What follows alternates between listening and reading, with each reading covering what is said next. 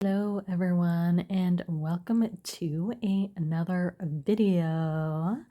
So in this video we are going to talk about meditation. So if you are new to my channel, welcome.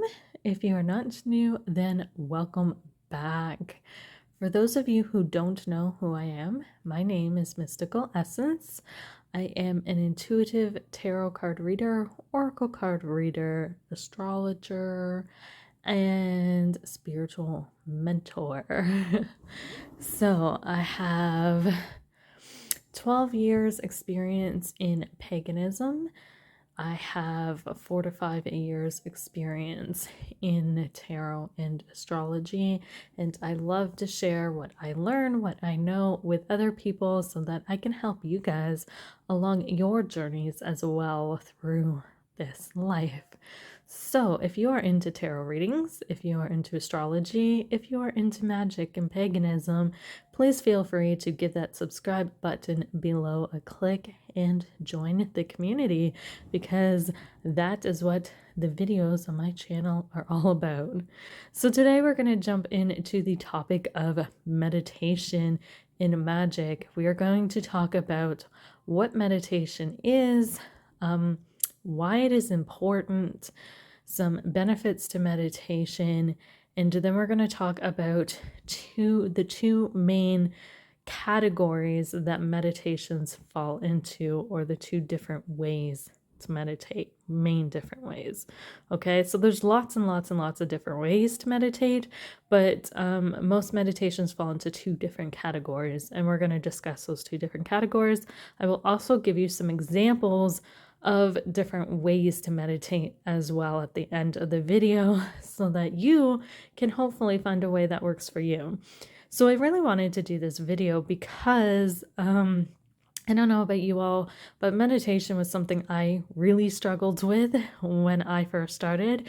And I know a lot of people that I've come across in my journeys that have the same issue. And it took me a long time to realize that meditation can take many different forms and be done in many different ways. So when I started doing guided meditations, and it was really frustrating for me because I am a feeler. I'm an empath. I feel things, I don't necessarily see things. So when I meditate, I go more off my feelings. My feelings, if I focus in on them enough, then I can get images and visualizations of things. But when I just close my eyes, I'm not a natural visualizer, right? So it was a bit frustrating when I was doing guided meditations and they were like, close your eyes and see yourself in a forest, and I couldn't do it, right? So it kind of turns you off of meditating when you're like, I can't do it. Or people are like, just sit still, empty your mind and focus on certain things, and you can't do it, right? It gets a little frustrating and can quickly detour you from wanting to meditate. So I wanted to share some information about meditation today in case you are in the same predicament and it is something that you struggle with, so that hopefully you can learn about the different types of meditation that are out there in hopes to find a way that works with you, because not everybody is the same. Not everybody meditates the same. So, yeah, let's jump into this and get started. So the first thing I wanted to discuss is what meditation is in general, okay? So meditation in general is a process or technique of training the mind to enter an altered state of consciousness in which our awareness becomes much more heightened.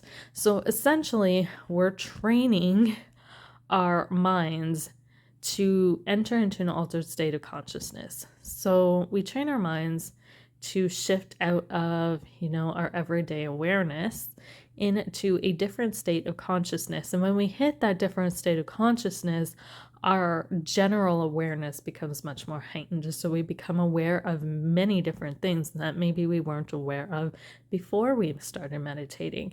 Meditation really helps you to see things in a different light, I've noticed. So when I meditate, when I'm not meditating, I find I'm more perceptive of things. Okay, so it does really shift your perception and understanding of things in a lot of ways. So, how does meditation work? We know what it is. We know it's this process of training your mind to enter an altered state of consciousness. But how do we enter that altered state of consciousness, right? How does our brain shift? So the meditation obviously works with the mind, right? So when people meditate, if we were to measure the mind, we would see that meditation affects the brain waves in the mind. Okay, so when we get into different states of mind, we get into different brain wave activity. Okay, so meditation essentially works by lowering our brain waves into different states. Okay, and there's 4 different states that our brain can go in as far as brainwave states. Okay, there are higher states as well. So it's not just the low states that your brain can go into. Your brain can go into higher brainwave states as well, but a lot of those states that you get into in the higher brainwaves are states you get into when you experience severe anxiety attacks, panic attacks, or you get into like severe life and death situations or survival mode. It often ticks off or triggers our fight or flight reactions. So a lot of times when we're meditating, that's not the state we want to be in, right? That's not the state we're aiming to get in. So this video is going to focus on the 4 lower states instead of the higher states, right? Because again, nobody wants to live their life in fight or flight mode. I would hope nobody wants to live their life in just pure survival mode, right? It takes the fun out of life. So the very first state I want to talk about is the beta state. So this is the state of mind that we exist in every day. Okay, so from the moment we wake up, the moment we open our eyes to the moment we go to sleep and we close our eyes, our minds are in beta state for the most part. Okay, now obviously if you're meditating or doing different things, your mind obviously can switch states throughout the day. But when you're just up, you're working, you're living your everyday life, your mind is in the beta state. And this is the state that helps us survive in this world, helps us to connect with other people, helps us to live our day-to-day life. It is very much connected to our rational brain that helps us organize everything, makes everything logical, helps us understand everything, that kind of thing. Okay.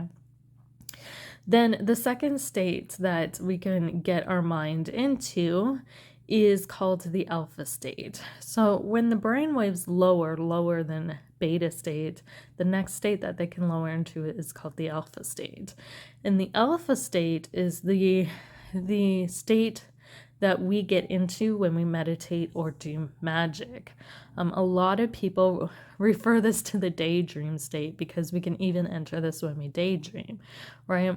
When we're kind of aware but not aware. Those moments where we drift out of awareness, so to speak, and then we kind of snap back in, right?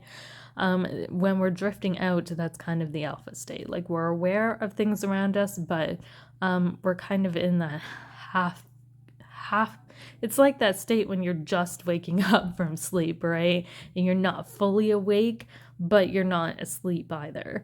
That's the alpha state, okay? And this is a state that our brain gets put in when we get into meditative states, when we're doing magic, okay? Or even when we're doing things like tarot readings or something that mediumship readings, anything type of psychic work as well, because this is a state where we can access our psychic mind the most easiest.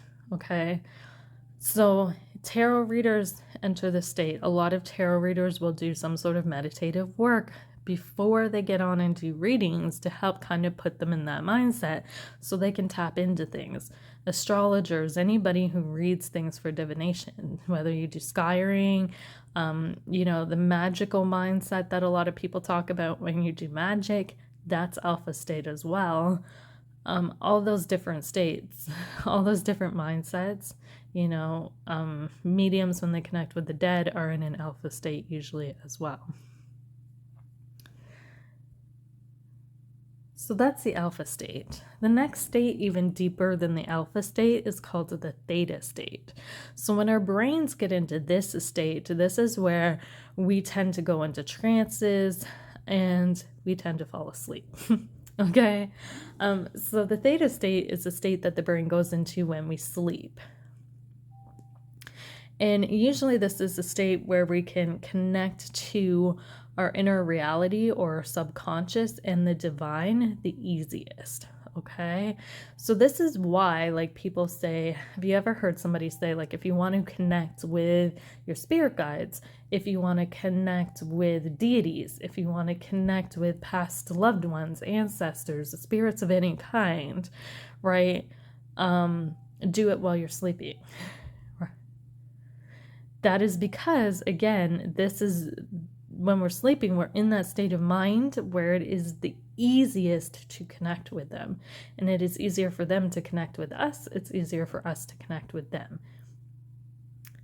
It's also, have you ever heard of that your subconscious comes up in your dreams? Right? This is another reason why. So when we're sleeping and we're in that dream state, right, a lot of things from our subconscious can come up into our dreams as well. And that is because when we're in this state, we are so highly connected to our subconscious as well. And then the last state that I want to talk about is the fourth and final state, and that is the delta state. Now, this is a state that someone enters when they go into an extremely deep sleep or a coma. So if you've ever seen a person who's been in a coma or who is in a coma, this is the state that their mind is in, their brain is in, okay? Most people, I'm going to say this, cannot enter this state consciously, okay? The average day person, this is not a state that we have access to, usually, okay? There are people in the world that can access this state consciously, but these are people like monks and mystics and yogis who have been training their entire lives to be able to enter this state, okay? It takes a lot of training, a lot of practice, and it's highly advanced stuff. So it's not something that, me, you, or any other everyday person could enter. So that's the third one, or the fourth one, sorry. So why is meditation important? Why is it important to meditate? What does it help us with? So I have 3 reasons here of why it is important to meditate. 3 reasons that I could come up with. The first reason is it helps us to learn how to focus the mind and mental energies, which, if you are a magical practitioner, is extremely important. Okay, if you have ever noticed, even if you're not into magic, think about all the structures that kind of channel energy. What do most of them have in common? They all come to a point of some sort, right? When you look at antennas, they have a point that the energy comes in from, right? When you look at the pyramids, which are also energy conductors, they come to a point at the top through which the energy is focused and channeled. Even our own energy comes to a point through our crown chakra when we channel our own energy. If you work or have worked with a coven or a group of people, what they call the cone of power comes to a point. The cone of power, being represented by the witch's hat, comes to a point. That point is focus.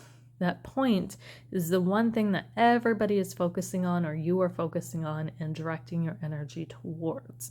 And that is an extremely important part of magic and being able to perform magic and do magic. Because if you don't have the ability to focus your mind on something, that's when a lot of times you end up creating or doing spell work or ritual work and creating circumstances that you don't necessarily want because your mind is wandering onto other things, or you have issues manifesting anything at all because you just can't focus and your mind is in a million different directions and the energy is just too scattered. The second reason that meditation is important that I could come up with is it gives our bodies as well as our minds an opportunity to get a break from the everyday grind in order to recharge. So a lot of times our bodies recharge naturally through sleep. Okay. However, there are times through the day where we cannot stop and take a nap. Obviously, if we're at work, we can't stop and take a nap. We get tired at work. We can't be like, give me 10 minutes while I go take a nap. I'll be right back, while I recharge. It doesn't work like that, right? So meditation provides us a quick tool that we can utilize in order to kind of give our body that same break and give our mind that same break so that we can come back recharged, refueled, and ready to go. It is much easier to take, I'm going to say, for lack of a better example, when you're at work, if you're extremely desperate and you can't go to a room somewhere else, you can always take a bathroom break, right?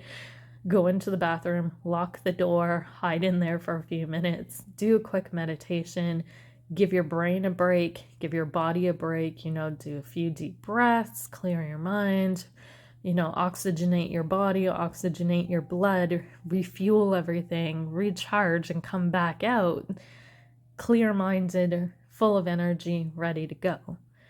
But you can't take a nap, right? So, it's much easier to find somewhere to go meditate for a few minutes than to go take a nap. So that's another reason why meditation is important, because it gives our mind and bodies a break, and everybody needs a break throughout the days. Life can get very overwhelming, some days more than others. The third reason I could come up with of why meditation is important is it brings us into a heightened state of awareness, which helps us become conscious of things we might not otherwise be conscious of. Okay, so it heightens our awareness of things and it helps us to become conscious of many, many different things. Okay, I like to use the example of, how you've kind of been someplace a million times, but you've gone through it so fast that you don't really notice things. And then all of a sudden one day you go through it at a slower pace and you're like, I like that. I've never noticed that there before, right? I don't know how many times that I've walked nature trails and stuff and, wasn't really paying attention or was speeding through them and I didn't really notice things. And then when I took the time to slow down and walk through them and really observe things, I noticed things I never noticed before, and it brought a whole new awareness to things and a whole new consciousness to things. And that's what meditation does as well, is it helps us to slow down. And as we slow down, we become more aware of things. We see different things, okay? It helps us to slow our brains down and we become more aware of different things around us or even within us.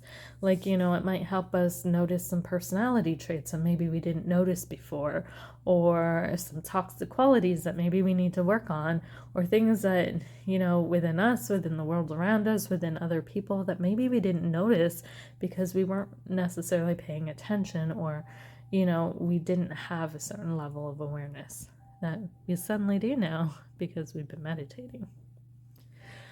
So the other thing about meditation is it has lots and lots and lots and lots and lots of benefits. Okay.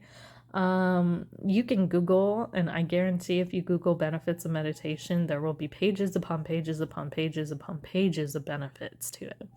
So here are just a few benefits of meditation. Okay. It reduces stress.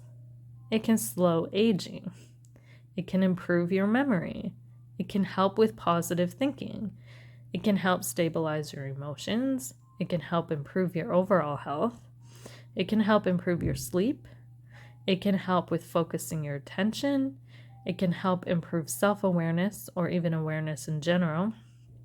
It can be done practically anywhere, anytime. You don't need special tools to do it. And it helps us to manifest more easily as well. It helps to put us in a receptive state. Okay? So with the manifest, because meditation helps us learn how to focus our intent and our mindsets on things, that helps us with the manifestation because we can see things and focus on things a lot clearer. It also puts us in a more receptive state because we open ourselves up. Okay?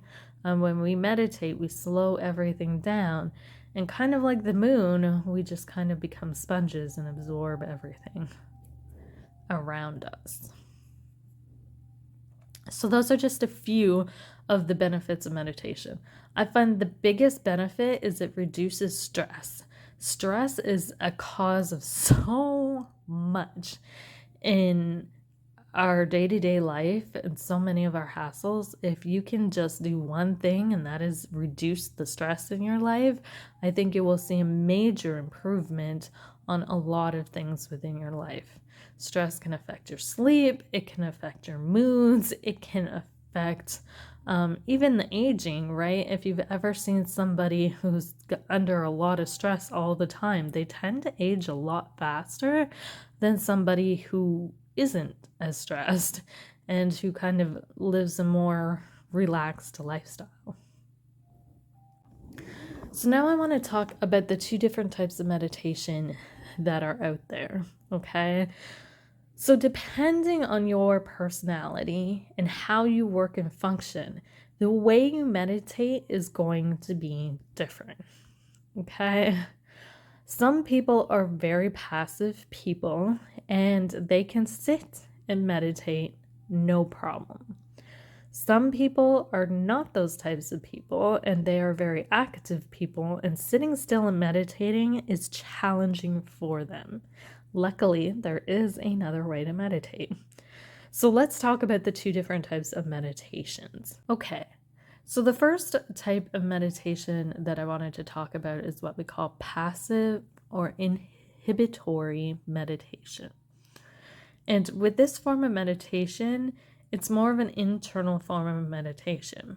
So with this meditation, you are stilling your mind and your body, and you're allowing yourself to enter a meditative state through focusing on slowing your energy down and stillness.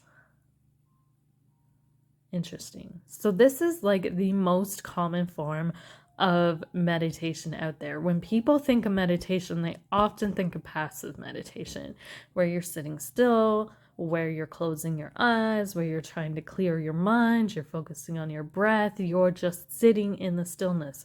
But again, this does not work for everyone, right? But if you are a person this works for, this is a good way of meditating. And some different examples of this type of meditation are sitting meditations. So literally meditations where you just sit somewhere and close your eyes and do your thing, right? There are breathing meditations where you're focusing on your breath. Now, passive breathing meditations are breathing meditations that utilize deep and calming breaths, okay? So there is different types of breathing meditations, okay? There are the ones that people encourage you to take these deep, calming breaths to enter a meditative state. Those are passive meditations, okay? There's also sound meditation, where you're using calming, relaxing, slow kind of music to help put you into a meditative state. And then another thing is mala beads. I don't know if you guys are familiar with mala beads. If you're not, I'm going to explain what they are. So mala beads are like prayer beads, okay? They're a set of beads that you have, and I believe there's 108 mala beads in a set. And as you're meditating, you just spin these beads in your hand, right? And you go through them one at a time. And the object of this is that the movement of going through those beads helps you to put you into a meditative state. But you're still sitting, generally. You're sitting somewhere quiet with these beads and just going through these beads. So the act of, moving these beads through your hands and breathing and slowing all your energy down helps to put you into a meditative state.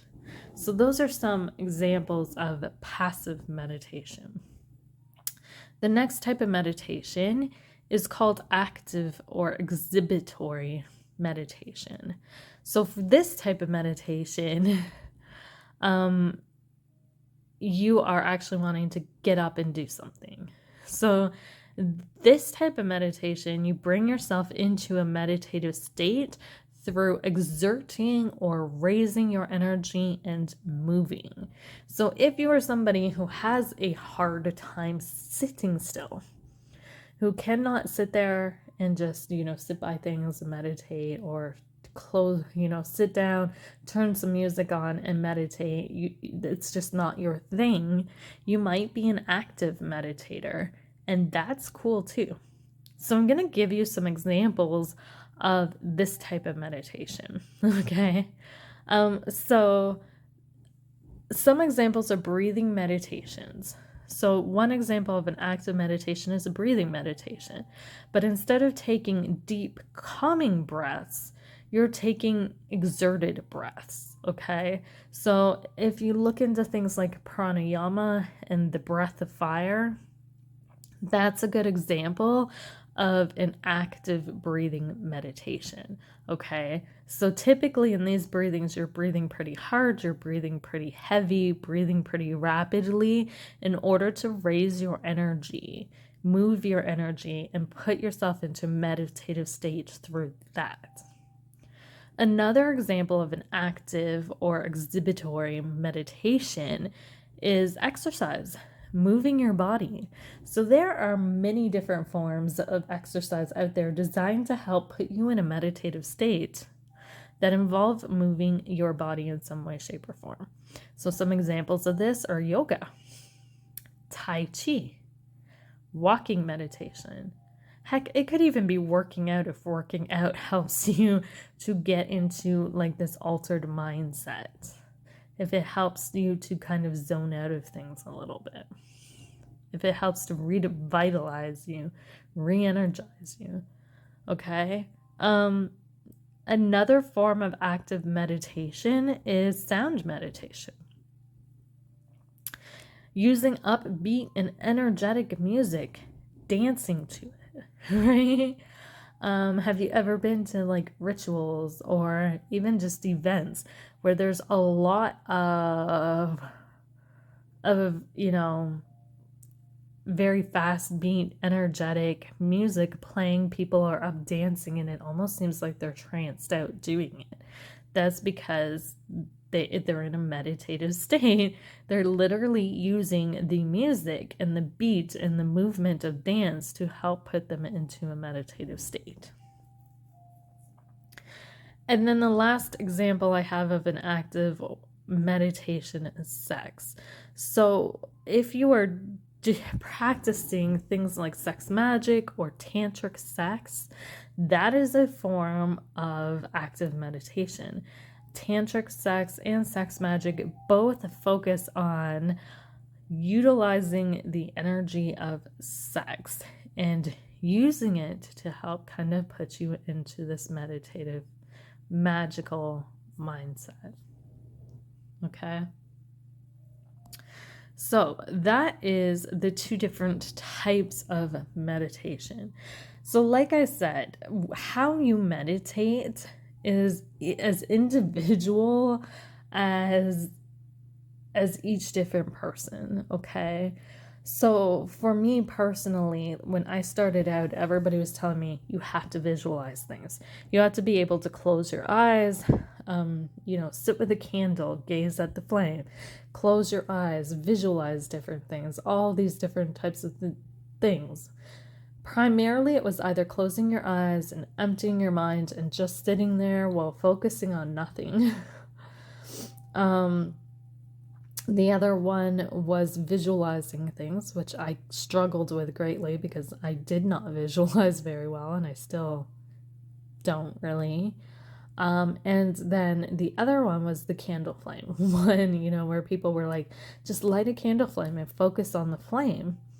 And again, I struggled with that because it's not my element, okay? And you have to know yourself. So I later, when I started studying astrology, was looking at my birth chart and I realized my dominant element is water. And that is why I cannot personally visualize things, because I don't have a lot of air. I really don't. In my chart, I don't have much air. I think I have like one planet. Well, oh no, 3 planets in an air sign. Okay, I don't have a lot of air in my chart. So it's like visualizing, not really my thing. Okay, it's not. I work through water. I'm a watery person. I feel things. So I learned to work with my abilities. So I learned to meditate through feeling instead of trying to visualize things. And then I realized that the more I felt things, the more I was able to see things.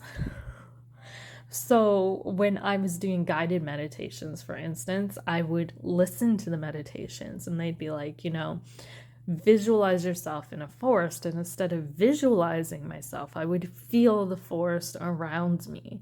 And eventually, the more I got into that feeling, the more I was able to see a literal forest around me. But I had to feel it first because that's the way I work and operate. No, everyone is different. You're going to work and operate in a different way than me. So here's what I suggest if you're having issues with meditation. Think about what you connect to the most, okay? You need to think about whether you're an active person. Are you somebody who can sit still and meditate? Or are you somebody who is probably going to find it easier to get into a meditative state through doing something, okay? Typically, people with a lot of fire or air in their chart have to be physically doing something in order to get into a meditative state. People with a lot of earth and water in their chart tend to be a little more passive. They don't have the issue with not being able to sit still. Okay, now that's just a generalization. Again, everyone's going to be different. So the first thing to consider is, am I more of an active person or am I more of a passive person? Then the next thing you want to think about is, what can you do with that, right? What helps to put you into that meditative state? What helps to clear your mind? Essentially, when you go into a meditative state, it is a state of peace and calm, right? You're slowing your mind down. And so what helps you to slow down? What do you do to relax, right? Some people go for walks. Some people go to the gym and work out. Some people listen to music. Some people watch TV. Some people read. Okay, it's going to be different for everybody. So for me, because I'm a feeler, I have a lot of water in my chart, right? But water also can connect to sound and music. I find I can channel a lot of things just when I am listening to music or relaxing and chilling out and going with the flow, I'll be listening to music and all of a sudden things channel through me because I've opened my mind up enough. I've kind of altered my state of consciousness through listening to music. If you are somebody who has a lot of earth in your chart, this could be done through going out and gardening, right? Working with plants, going out in nature, maybe taking a nature walk somewhere. It could even be done through creating things. I know my husband has a lot of Virgo in his chart, and he has a lot of a lot of earth energy, and the way that he meditates in a lot of ways is through making stuff.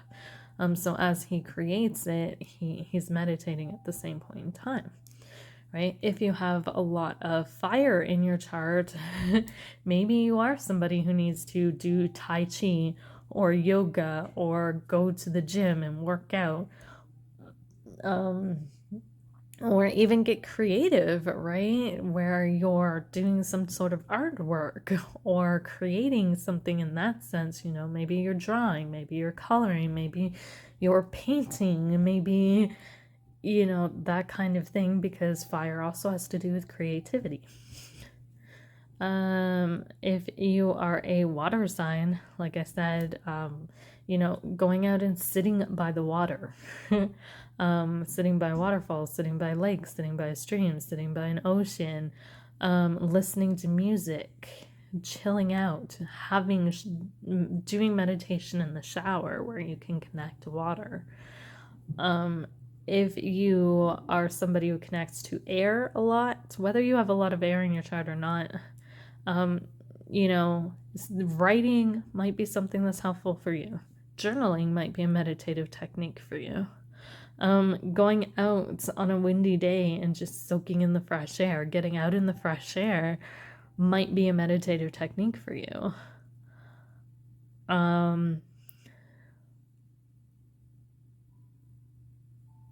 trying to think of what else. Those are the only two examples for air that come to my mind at the moment, but you kind of get the drift, right? You have to think about, first of all, whether you're active or passive, and then think of different techniques that may work for you that help to bring calm. It's going to be different for everybody, okay? And really, meditation is just a way to slow yourself down a little bit, to put yourself into an altered state of consciousness, to kind of make you aware of other things that, again, but in essence, it slows you down, right? It makes you more perceptive of things. So anything you do that slows yourself down, that clears your mind, so to speak, right? That gets all the clutter away, for me, it's listening to music. For me, it's going out and sitting by water. But again, I have a lot of water in my chart. It's going to be different for you. So just to sit and think about that, and think about different techniques that you can use, to different meditation techniques that maybe you can use to meditate with. Okay? So that's all I got for this video. I hope that this was helpful for you guys. If you have any other topics that you would like me to cover in videos, please be sure to leave a comment in the comments below and let me know. If this video helped you in any way, please feel free to comment below. Let me know. Give this video a thumbs up. You can also feel free to share it with somebody who you think might benefit from this information as well. And I hope you guys all have an amazing and wonderful day. I will see you all in the next video. Bye for now, guys.